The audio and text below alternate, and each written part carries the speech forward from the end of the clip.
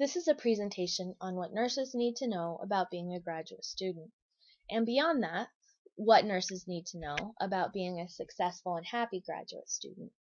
By way of introduction, my name is Molly, and I am finishing up my master's degree in nursing education.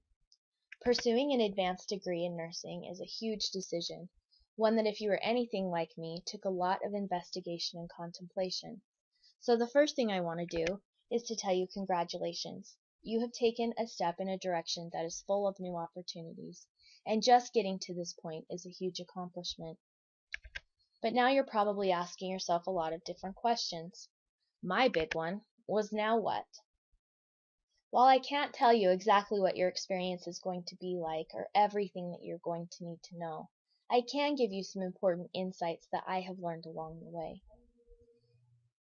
I also want to take a brief second and say that I do not endorse any school, degree, program, or resource that I may discuss here. I think the best way to do this is to take a closer look at the main areas that are going to affect your success as a graduate student.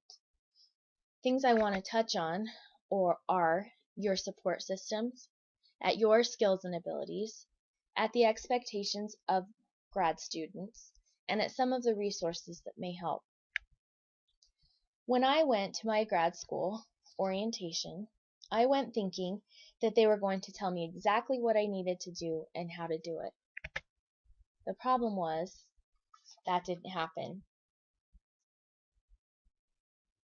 I was left with lots and lots of questions and kind of some fears about what was going to happen in the program.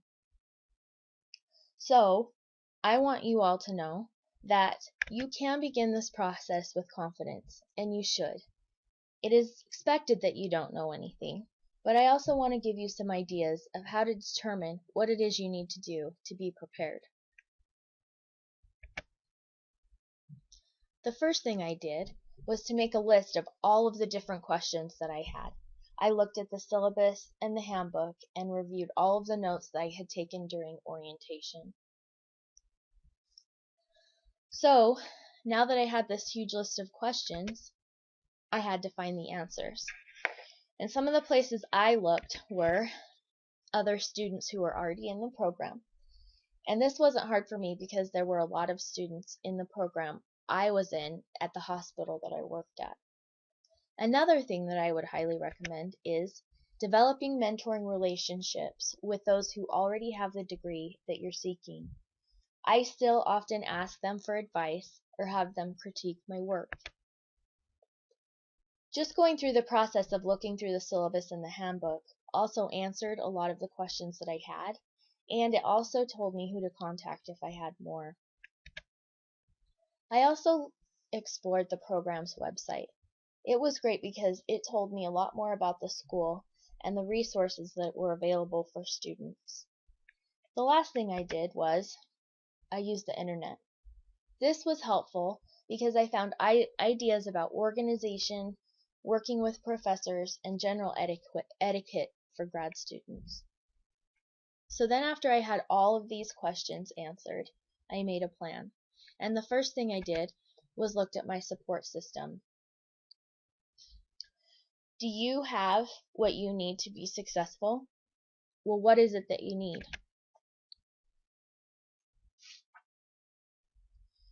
There has been research that indicates that nurses who are most successful in advanced degree programs have good support in tutoring, tuition, and academic guidance. I would also consider the fact that you need to make sure that you have the support that you need at work and also with your family. The next thing I did is I took a really deep look at myself.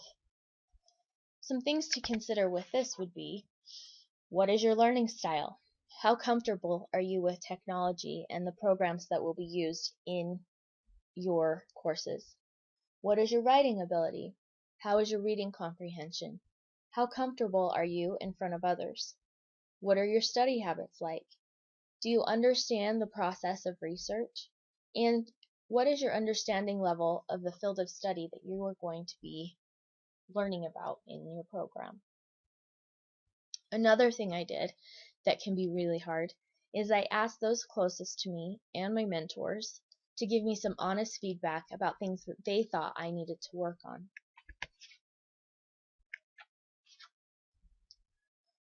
So what is exactly expected of you as a graduate student?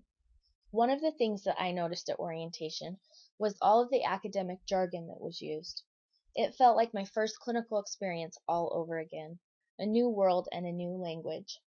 Just know that if you hear something that you don't understand, ask, because I am sure there are other students who have the same questions. Just as a side note, be aware that in some situations, introductory courses or first assignments are particularly hard, and this is intentional. This is kind of a wake-up call. You aren't an undergraduate anymore. So, you can expect to work really, really hard. You need to treat this like a job. Show up and take it seriously. I look back at how far I have come during school and I realize that we can all do so much more than we think we can. Your professors are going to push you to do things that you feel like are beyond your capacity. I promise that they are not. Dig in and do it, and then prepare to be pushed again. You will do tons and tons of writing, but there's a lot less testing. It's just the nature of graduate education. I have also enjoyed developing relationships with other students and professors. You are recognized as a professional and you're treated like one. Discussions in courses often revolve around what is currently happening in the student's work environment and also during academic nursing experiences. Another thing I'd like to just mention is that you are expected to go beyond what you know and to seek new information and ideas to share.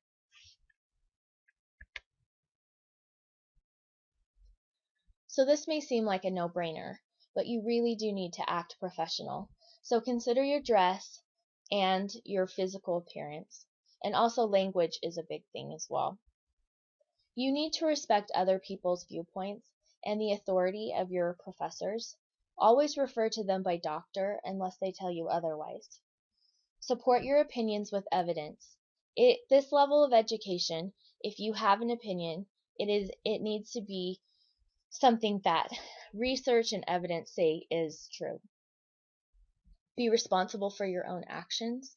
You also need to be autonomous. No one is going to tell you when to study, when to turn something in, or how to go about getting to the place where you need to be. You need to take responsibility for yourself. It's also really important to keep up. The pace is very quick, and the amount of information that you will be learning is much more than in your undergraduate program. So anticipate the next steps so that you don't get behind. Utilizing your resources. I want to go through this kind of by category. So the first thing I want to look at is resources that can help you with the basic knowledge of your studies. As a student, you aren't going to be giving a reading quiz to make sure that you've read everything, but you are expected to understand the concepts. Sometimes you have much more experience with the topic, and a quick skim of the required readings is all that you will need. Other times content will be new and unfamiliar. Then you will need to find more information.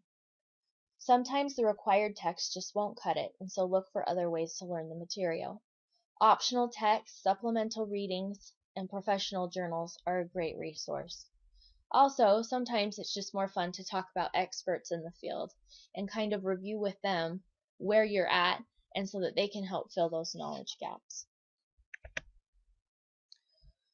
Like I mentioned, you are going to be doing a lot of writing and assignments. It's important to understand APA formatting and to have a manual.